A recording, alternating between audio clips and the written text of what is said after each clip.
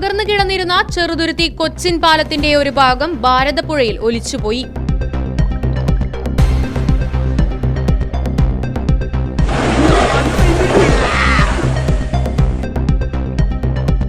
ചെറുതുരുത്തി ഷൊർണൂർ പ്രദേശങ്ങളെ ബന്ധിപ്പിച്ചിരുന്ന ഭാരതപ്പുഴയ്ക്ക് കുറുകെയുള്ള പഴയ കൊച്ചിൻ പാലത്തിന്റെ ഒരു ഭാഗം കൂടെ ശക്തമായ ഒഴുക്കിൽ പുഴയിലേക്ക് പതിച്ചു.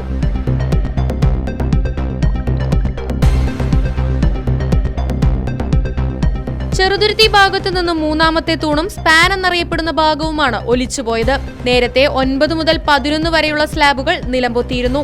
ഇതോടെ പഴയ കൊച്ചിൻ പാലം സമ്പൂർണ്ണ തകർച്ചയിലേക്ക് കടന്നിരിക്കുകയാണ്.